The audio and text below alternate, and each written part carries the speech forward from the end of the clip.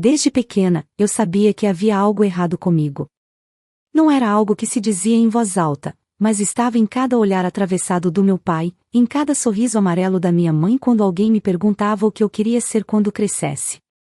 Enquanto minha irmã desfilava com vestidos rodados e laços no cabelo, eu preferia subir em árvores, desmontar o rádio velho do vovô e passar horas tentando descobrir como tudo funcionava por dentro. Eu não era a filha que eles sonharam. Eu era a que sobrou. Lembro da primeira vez que meu pai me olhou com aquele semblante de desgosto que depois se tornaria tão familiar. Eu tinha 8 anos, as mãos sujas de graxa e um sorriso no rosto depois de conseguir consertar a bicicleta quebrada da vizinha. Ele me chamou de canto, agachou-se na minha frente e sussurrou, com a frieza de quem entrega uma sentença: Paola, isso é coisa de menino. Você precisa se comportar. A partir daquele dia, entendi que o problema não era o que eu fazia, mas quem eu era. Aos olhos do meu pai, Camila era perfeita.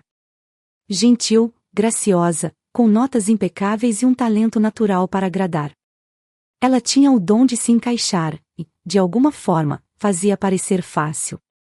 Sempre soube se portar nos jantares, nos encontros de família, nas fotos de Natal. Eu, por outro lado, parecia um rabisco fora do quadro. Falava demais quando devia ficar calada. Me calava quando esperavam que eu dissesse algo doce. E quando tentava me enturmar, era como se minha presença estragasse a moldura da família ideal que meu pai tanto prezava. Com o tempo, parei de tentar. Vesti meu silêncio como armadura e deixei que as palavras deles passassem por mim como vento por folhas secas. Me escondia nos meus livros de investigação, nos vídeos de técnicas de defesa pessoal, nos treinos que eu fazia sozinha no quintal quando ninguém estava olhando. O mundo lá fora parecia mais seguro do que minha própria casa. E, aos poucos, fui me tornando exatamente aquilo que eles diziam que eu nunca deveria ser: forte demais, fria demais, determinada demais. Nunca fui de causar escândalo. Eu apenas suportava. E suportar se tornou meu talento. Nos aniversários, nos natais, nos almoços em família em que eu ficava num canto enquanto meu pai enchia a taça para brindar os feitos da filha mais nova. Quando alguém me perguntava o que eu fazia, minha mãe respondia antes de mim, como quem tenta remediar uma vergonha: ela ainda está decidindo, anda testando umas coisas. E eu sorria, porque doía menos do que discutir. O engraçado é que, mesmo diante de tanto desprezo, eu ainda carregava uma esperança tola de que, um dia, eles me viriam. Que, talvez, bastasse eu ser boa o suficiente, útil o bastante, corajosa demais. Mas o que eu não sabia era que, para certas pessoas, não importa o quanto você brilhe, elas já decidiram que você é sombra. E foi assim que cresci, me tornando mulher dentro de um ambiente que preferia que eu fosse qualquer outra coisa. Mas eu sabia, lá no fundo, que um dia o mundo me daria a chance de provar que eu nunca fui a filha errada. Eles só não sabiam como me ler. Eu ainda me lembro da expressão do meu pai quando me viu vestida com o uniforme pela primeira vez. Calça preta reforçada, camiseta de gola alta, cinto tático. Era como se, aos olhos dele, eu tivesse cometido uma traição. Ele não disse nada de imediato, apenas me olhou como quem observa um estranho invadindo a própria casa. E então, com o mesmo tom gélido de sempre, soltou: vai viver de ficar parada em porta de prédio agora, Paola? Aquela pergunta ficou ecoando na minha cabeça por dias, mesmo quando eu já tinha me acostumado ao peso do cinto, à tensão das câmeras, ao som abafado das rádios nos ouvidos. Eu tinha sido aprovada em um curso disputado, passei em uma seleção com mais de 100 candidatos, e tudo o que ele viu foi a porta do prédio. Mas eu vi outra coisa, vi liberdade. Pela primeira vez, era eu quem traçava o próprio caminho, e mesmo que fosse difícil, mesmo que eu tivesse que atravessar a estrada sozinha, não havia mais como voltar. O meu primeiro posto fixo era em um condomínio de luxo. Um dos tipos de lugar onde as pessoas não olham nos seus olhos, apenas proferem ordens automáticas como: traga isso, verifique aquilo, quem autorizou essa entrada? Eu era a figura invisível que deveria garantir a segurança, sem nunca cruzar os limites do que se espera de alguém como eu. Mas eu gostava da função.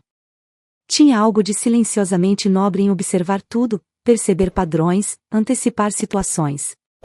Como montar um quebra-cabeça diário sem que ninguém soubesse que o jogo estava acontecendo. Era um trabalho de presença, mas também de ausência. Estar lá sem ser vista. Saber tudo sem poder dizer nada. As pessoas no prédio me tratavam como parte da mobília, cortês, porém dispensável. Eu aprendi a analisar seus rostos, seus passos, seus hábitos. Sabia quem chegava alterado, quem mentia para o marido, quem escondia o medo de alguém.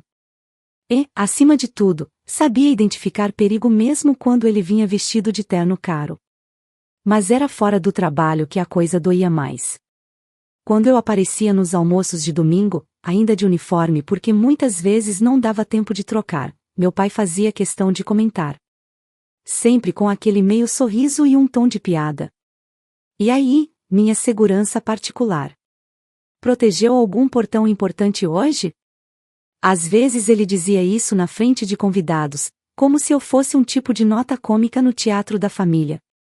Camila apenas desviava os olhos.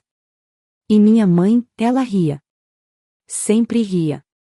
O riso dela doía mais que as palavras dele. Mas eu nunca respondi. Nunca bati de frente.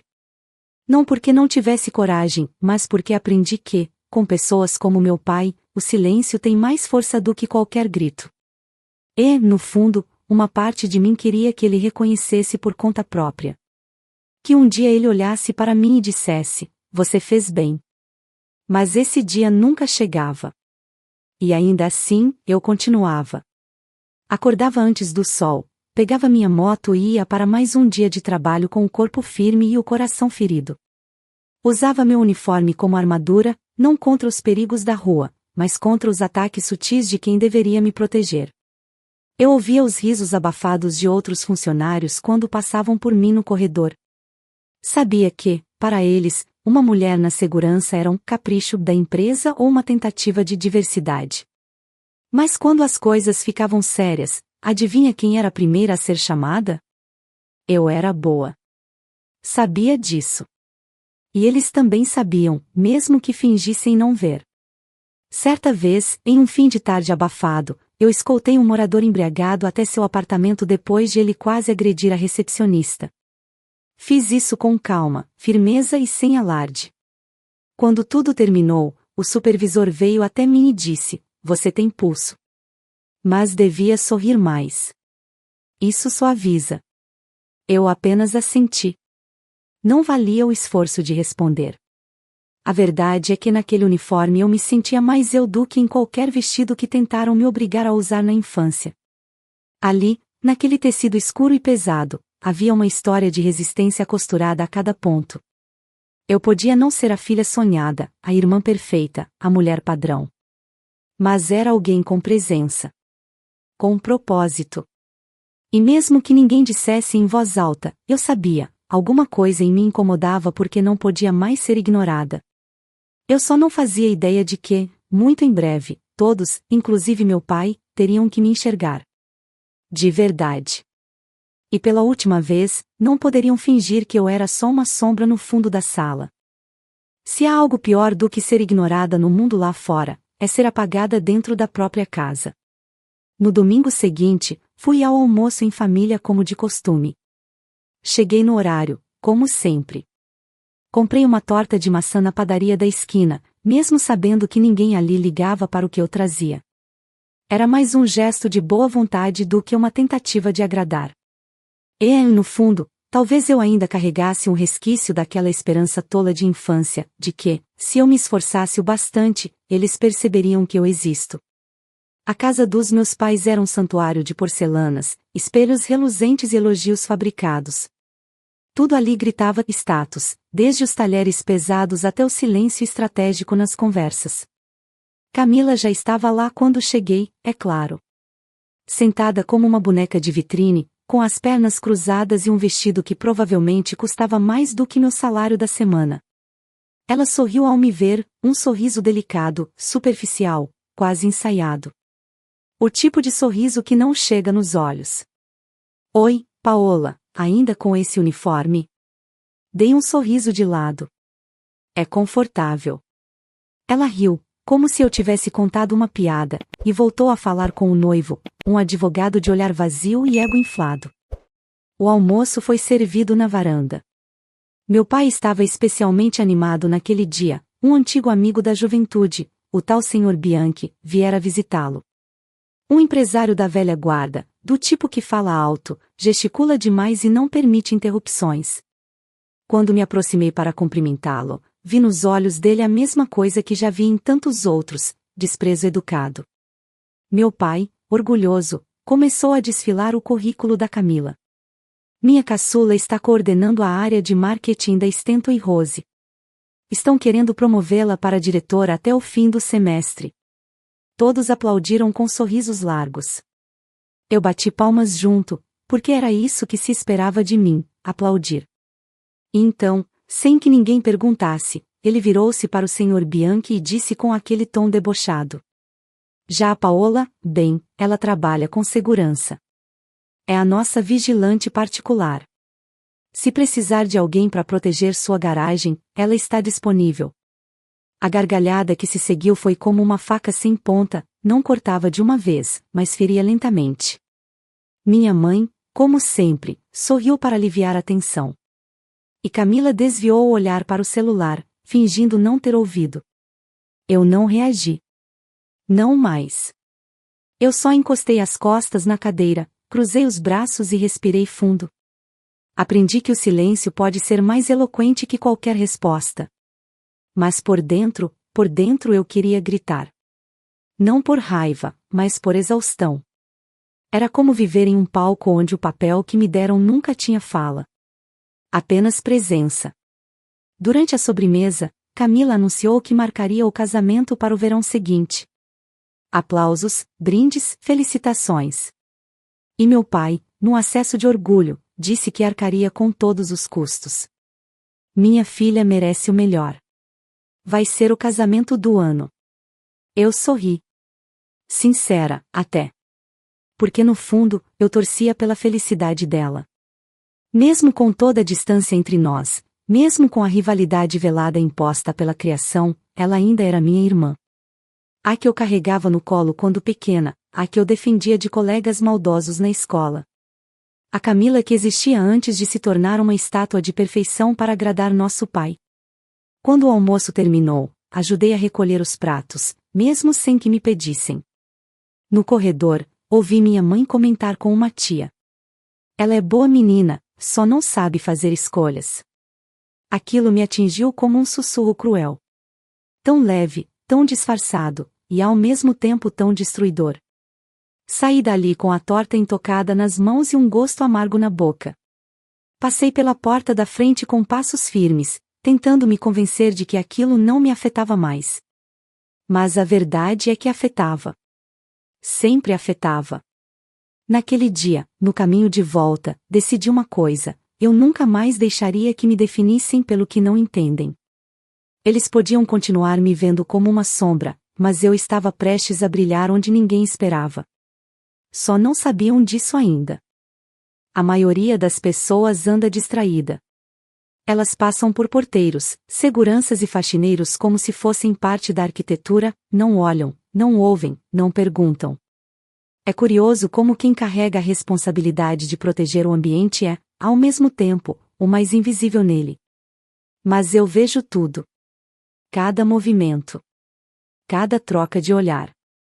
Cada silêncio incômodo. Eu observo. E aprendi que, muitas vezes, o perigo se apresenta com luvas brancas e perfume caro. O condomínio onde trabalho é o retrato da opulência, fontes na entrada, vidros espelhados, carros silenciosos e moradores que acreditam que o mundo gira em torno de seus próprios nomes. Em meio a tudo isso, há uma menina. Chama-se Elie. Deve ter uns 7 anos, fala rápido e alto, e parece completamente deslocada naquele universo polido. Ela é filha de um magnata estrangeiro, o Sr. Langdon, um homem reservado, sempre cercado de seguranças particulares, agenda cheia e semblante tenso. Diferente dele, Elie gosta de conversar comigo. Me chama de Polly, porque no início não conseguia pronunciar meu nome direito. E eu nunca corrigi. Ela aparece quase toda manhã com um suco na mão e uma pergunta inesperada. Você já pegou um ladrão? Você tem medo de aranhas? Você sabe pilotar helicóptero? Eu sorrio, respondo com bom humor, e a observo correr de volta com seus cabelos loiros esvoaçando e a lancheira balançando. Não sei o que me prende tanto naquela menina, mas há algo nela, talvez porque ela também pareça fora do lugar, como eu. Foi por causa de Eli que comecei a notar os detalhes. Primeiro, foram os carros desconhecidos parando por alguns minutos nas imediações do bloco onde ela morava. Sempre os mesmos modelos, sempre com vidros escurecidos. Depois, entregas feitas por pessoas diferentes, nenhuma registrada na portaria. Uma delas até tentou me distrair com conversa mole enquanto outro homem dava a volta pelo jardim. Aquilo acendeu um alerta em mim. Levei essas observações ao supervisor. Disse que havia um padrão estranho se repetindo. Ele riu. Disse que eu estava tensa demais e que ali tudo era seguro. As câmeras funcionam, relaxa, foi o que ele disse enquanto mexia no celular sem nem me olhar. Mas eu não conseguia relaxar. Meu instinto me dizia que algo estava prestes a acontecer. E eu aprendi a confiar nos meus instintos. Eles me protegeram mais de uma vez. Comecei a fazer meu próprio mapeamento. Anotava horários, placas, rotas. Fingindo estar distraída, eu observava. A cada dia, os movimentos se tornavam mais ousados. Um homem ficou por mais de 5 minutos parado perto do parquinho onde Eli costuma brincar. Quando me aproximei, ele sorriu e disse que estava esperando um Uber. O carro nunca chegou. E ele também não apareceu de novo. Foi nessa semana que decidi mudar minha rotina. Comecei a me posicionar perto do prédio de Eli mesmo quando não era minha área naquele turno. Inventava trocas, adiantava horários, ficava mais horas do que devia. Eu sabia que não estava sendo paranoica. Sabia que algo se formava ali, como uma tempestade no horizonte que só alguns olhos conseguem notar. Um dia, enquanto eu caminhava entre os blocos, vi Eli acenar de uma das janelas. Ela segurava um desenho, era eu, com um crachá enorme e uma capa de super-heroína. O papel estava torto, o traço infantil, mas o coração atrás daquela folha era verdadeiro. Naquele instante, entendi algo que nenhuma fada ou reconhecimento poderia me dar: alguém me via. Uma criança, sem filtros ou preconceitos, me via como eu realmente era. Voltei ao meu posto com o desenho dobrado no bolso e os sentidos ainda mais aguçados. O mundo podia continuar ignorando minhas palavras, zombando da minha profissão, me chamando de só uma segurança. Mas eu sabia. Eu sentia. Algo estava prestes a acontecer. E quando acontecesse, eu estaria pronta. Porque eu era a sombra que ninguém enxergava. Mas também era os olhos que ninguém tinha. Era para ser só mais uma manhã comum. O céu estava nublado, o ar um pouco abafado, e eu já havia feito minha ronda inicial pelo bloco D, onde morava o Sr. Langdon com sua filha, Eli. Vi a menina correndo pelo jardim com a babá, o laço cor-de-rosa balançando no cabelo loiro. Ela me viu de longe e acenou, como sempre fazia. Sorri de volta, mas minha mente estava inquieta. Os últimos dias haviam sido estranhamente silenciosos, o tipo de silêncio que só antecede o estrondo. Meu rádio estava ligado no volume mínimo. O plantão parecia tranquilo demais. Foi quando ouvi um som que não combinava com aquele ambiente blindado pela rotina, pneus cantando, seguidos por um estouro seco. Meus olhos se voltaram para o portão lateral, e o que vi fez meu corpo agir antes mesmo de eu pensar. Um SUV escuro arrebentou a entrada com força, derrubando parte do portão eletrônico. 3 homens mascarados saíram do veículo como um raio. Um deles empunhava uma arma longa, outro carregava uma mochila, e o terceiro parecia saber exatamente onde ir. O caos se instalou em segundos. Gritos ecoaram pelos corredores, a sirene de alarme disparou, e meu coração ficou em silêncio. Tudo desacelerou. Eu não me lembro de ter respirado. Apenas corri. Enquanto os outros seguranças demoravam a reagir, eu já havia cruzado o jardim e alcançado a entrada do bloco D. Eu sabia. Não era uma tentativa de roubo qualquer. Eles estavam ali por alguém. Eli. A babá gritava. A menina, assustada, congelada no topo da escada de mármore. O homem com a mochila já subia 2 degraus por vez, os olhos cravados nela. Sem hesitar, puxei meu bastão retrátil e corri até ele. A pancada que acertei em seu braço o fez soltar a mochila, e então ele virou para mim com fúria nos olhos. Ele estava armado. E eu, não. Mas o que ele não esperava era que eu não hesitaria. Desviei do primeiro golpe, agarrei seu punho e o derrubei com o peso do meu corpo. O impacto da queda fez meu ombro estalar, mas eu não parei. Gritei para Eli correr. Ela hesitou, mas então fugiu em direção ao hall, onde outro homem apareceu. E foi ali, naquele exato segundo, que tudo se tornou uma linha tênue entre vida e morte. Corri até ela, mesmo com a dor latejando. Me joguei na frente do segundo invasor quando ele levantou a arma. Tudo o que pensei foi, não ela. O disparo veio como um trovão dentro do meu ouvido. Mas não me acertou. Fomos salvas por segundos, um dos guardas do Sr. Langdon chegou por trás e derrubou o atirador. Eli chorava. Eu a abracei com um braço só, o outro pendia solto. A dor, agora, era real. E profunda. A polícia chegou rápido. Os invasores foram detidos. A cena virou um pesadelo congelado no tempo. Mas mesmo com o ombro deslocado, os arranhões nos braços e o uniforme rasgado, eu permaneci ali. De pé. Ao lado da menina que eu prometi a mim mesma que protegeria.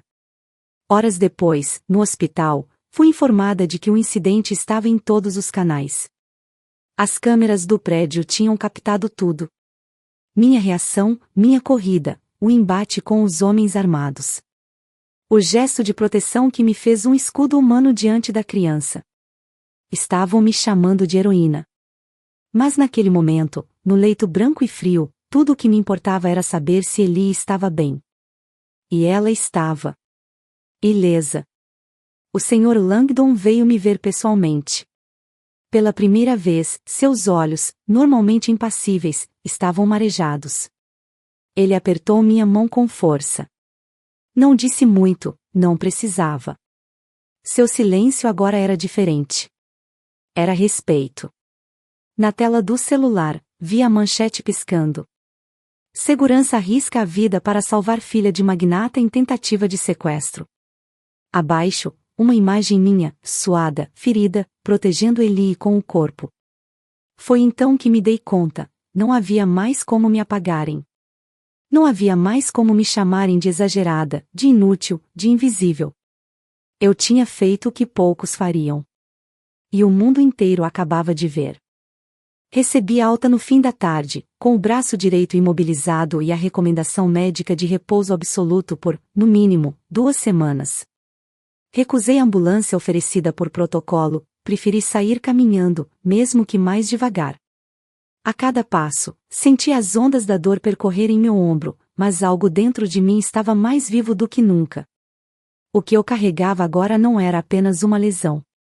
Era algo que nenhum curativo poderia cobrir, a verdade, finalmente revelada. Cheguei em casa e encontrei 2 mensagens da minha mãe no celular. A primeira dizia: "Filha, seu pai pediu para você vir jantar com a gente hoje." A segunda era só uma sequência de reticências. Eu sabia o que significava. Eles tinham visto. Não respondi. Apenas tomei um banho, vesti uma roupa simples e peguei o carro em direção à casa onde cresci. O caminho era o mesmo de sempre, mas o peso no ar era diferente. Pela primeira vez, não era eu que atravessava aquele portão com vergonha ou tentando disfarçar o uniforme. Eu não precisava mais me esconder. E, mais do que isso, não precisava mais de aprovação. Quando entrei na sala, o silêncio foi imediato. Meu pai, que normalmente estava com um copo de uísque na mão e a voz mais alta que a televisão, apenas me olhou por cima dos óculos. Camila estava sentada no sofá, com a postura impecável e os olhos grudados em mim como se não soubesse se devia sorrir ou pedir desculpas. Você chegou, minha mãe disse, tentando soar casual. Quer que eu esquente o prato? Neguei com a cabeça. Não estou com fome. A televisão estava ligada, mas no mudo. A imagem congelada na tela mostrava minha foto ao lado da manchete. Mulher salva filha de magnata internacional em tentativa de sequestro ousada. Um outro título menor dizia: Segurança age com coragem extrema e impede tragédia. Meu pai pigarreou. Abaixou o volume do celular que mantinha escondido no colo e, por fim, disse: Você podia ter se machucado feio. Foi tudo. Isso. Nenhum estamos orgulhosos, nenhum que bom que está bem, nem mesmo um parabéns. Cruzei os braços, mesmo com o desconforto da tipóia. Me machucar foi uma possibilidade. Deixar aquela menina morrer, não. Camila respirou fundo, parecendo finalmente reunir coragem. O vídeo está em tudo quanto é lugar, Paola. Até minha chefe compartilhou. Olhei para ela, mas não sorri. Eu ainda lembrava de todas as vezes que ela fingiu não ouvir os comentários do nosso pai. O silêncio dela também me feriu. Você viu o vídeo ou só os comentários? Ela hesitou. Vi. Foi então que meu pai se levantou. Ajeitou a camisa, caminhou até a estante, pegou o controle remoto e ligou o volume da TV. O Jornal da Noite estava começando, e lá estava eu novamente, imagem em câmera lenta, correndo pelo jardim com Eli nos braços. O âncora falava sobre bravura, sobre preparo, sobre a importância dos profissionais de segurança no país. A sala ficou mergulhada em silêncio. Eu não disse nada. Apenas assisti junto com eles. Não por vaidade, mas porque, pela primeira vez, era impossível eles fingirem que não me viam. Não havia como escapar da imagem. Da manchete. De mim. Quando a matéria terminou, ele desligou a TV. Ficou um tempo olhando para a tela preta, como se buscasse as palavras certas. E então, murmurou, como se engolisse cacos de vidro. Você fez o que tinha que fazer.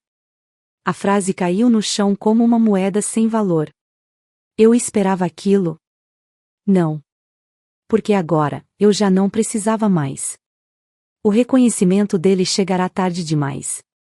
Quando não doeu, eu soube que havia me curado. Eu fiz o que sempre fiz, pai. Só que dessa vez, o mundo estava olhando. Ele não respondeu. Camila estava com os olhos marejados, mas não chorou.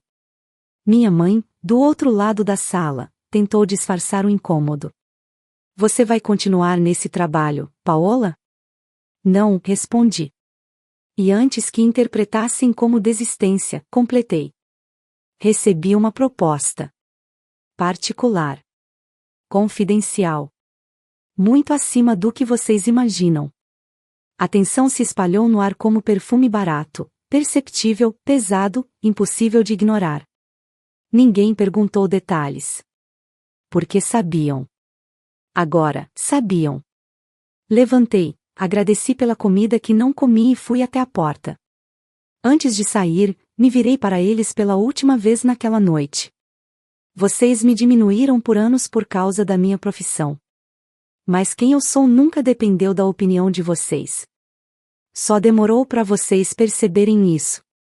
E então, saí. Não bati a porta. Não gritei. Não chorei.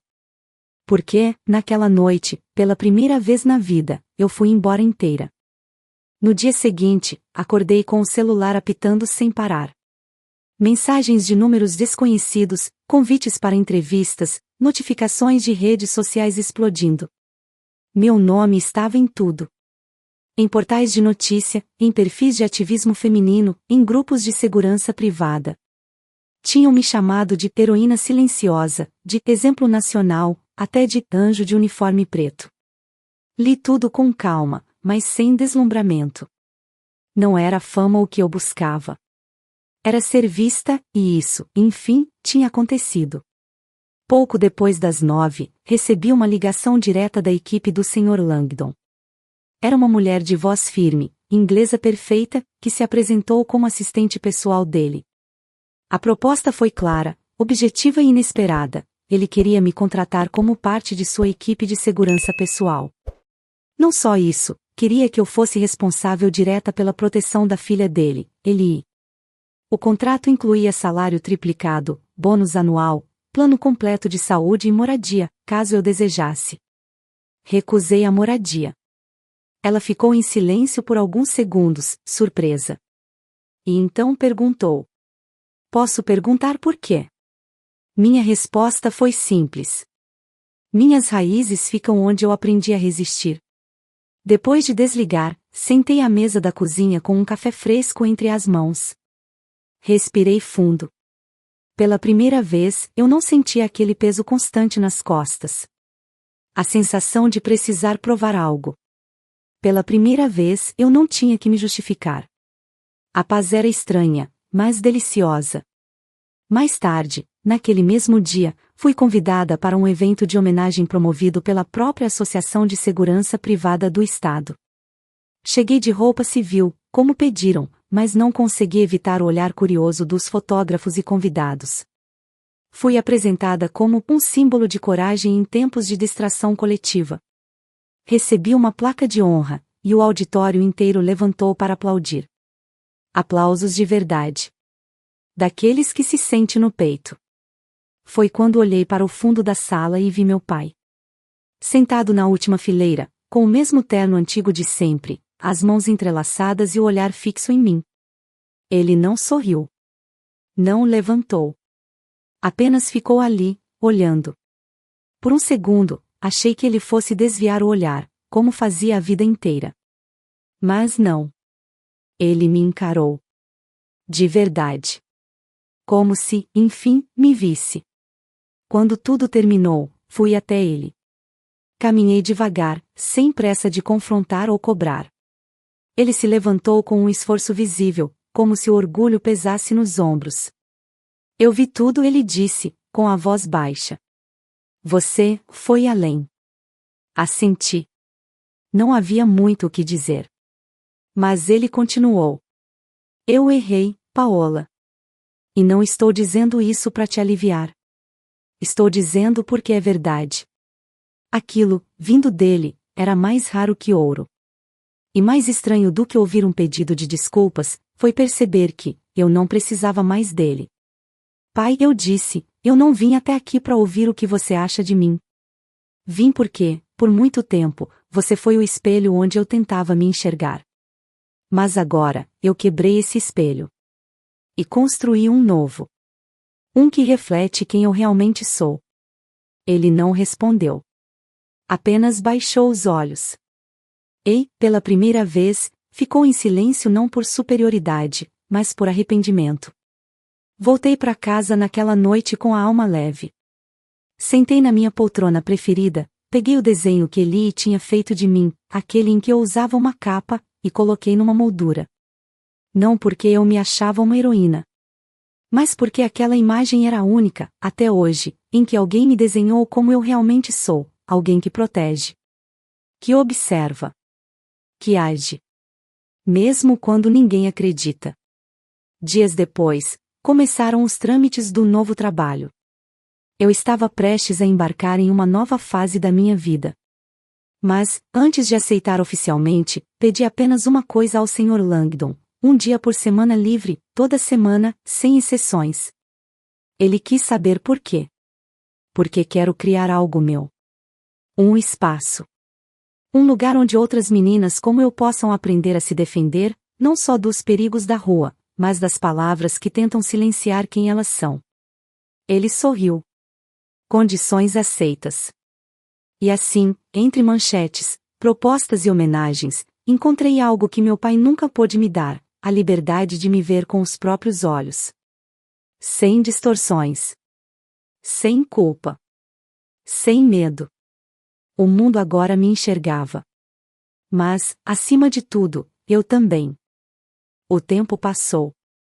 Não muito, só o suficiente para que as coisas parassem de parecer inacreditáveis e começassem a se assentar dentro de mim com a firmeza de algo que é real, que pertence, que finalmente faz sentido. Comecei meu novo trabalho 2 semanas depois da homenagem. Estar ao lado da família Langdon era algo completamente diferente de tudo que já havia vivido, não pela riqueza, nem pela estrutura, mas pela confiança. Não era só segurança. Era parceria. Respeito. Eles me ouviam. Me consultavam. Eli, claro, me recebia com os braços abertos todos os dias, como se eu fosse parte de algo maior que ela mesma conseguia entender. E talvez eu fosse. Talvez, para ela, eu fosse o primeiro exemplo de mulher que diz não sem pedir desculpas. Que protege sem precisar pedir licença. Que existe, inteira. Mas meu maior orgulho não estava ali. Nas tardes de folga, comecei o projeto que prometi a mim mesma que criaria. Um pequeno centro comunitário no bairro onde cresci. Aluguei um galpão velho, reformei com parte do dinheiro que recebi do Sr. Langdon, comprei colchonetes, espelhos, equipamentos simples. Dei ao lugar o nome de Fortaleza, porque era isso que eu queria construir em cada menina que entrasse ali, uma fortaleza dentro de si.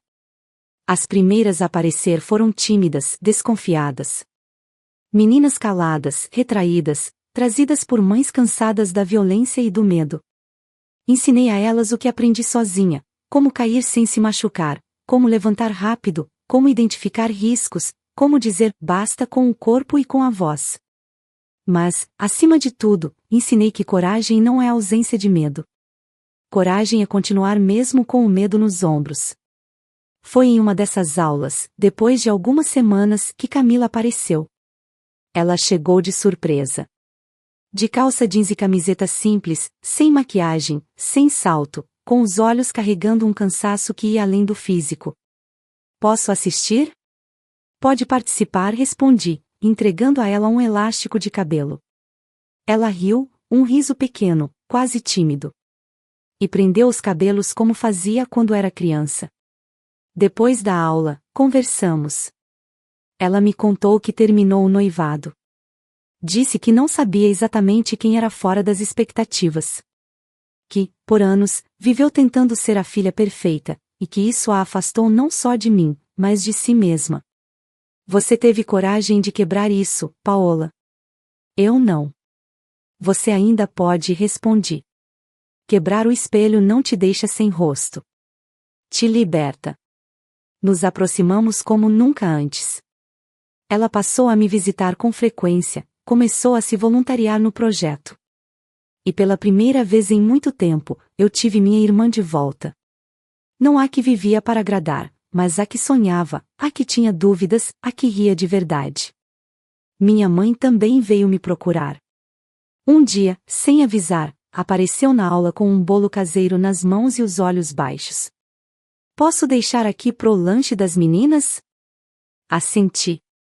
E naquele gesto silencioso, senti o pedido de perdão que ela talvez nunca soubesse como formular em palavras. Estava tudo bem. Eu já havia perdoado. Já havia entendido que ela era filha de um outro tempo, de uma geração onde mulheres aprendiam a se calar para manter a paz. Mas eu aprendi a falar. E ensinar. Quanto ao meu pai, ele levou mais tempo. Até que um dia, recebi uma carta dele. Escrita à mão, com a caligrafia que eu reconheceria em qualquer lugar. Era simples. Objetiva. Direta. Como ele sempre foi. Mas dentro daquelas poucas linhas, havia uma verdade pesada. Passei a vida tentando moldar você para que fosse aceitável ao mundo. Nunca percebi que era o mundo que precisava aprender a te aceitar. Você venceu, Paola.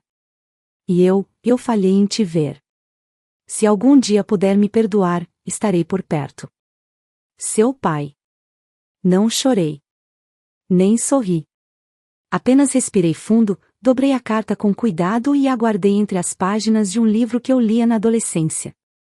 Era ali que ela deveria ficar, no passado. Um passado que, agora, eu carregava com compaixão, mas que não me definia mais.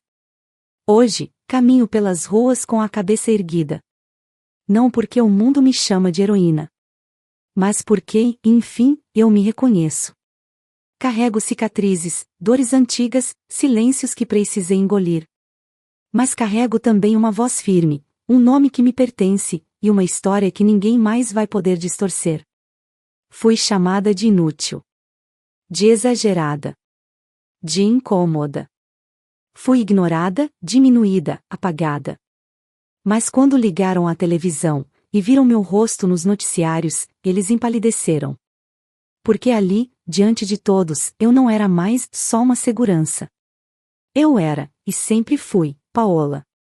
Fico muito feliz por você ter ficado até o final do vídeo. O que você achou dessa linda história? Coloque nos comentários sua opinião, deixe seu like, se inscreva no canal e ative o sininho de notificações para não perder uma história preciosa. Até a próxima!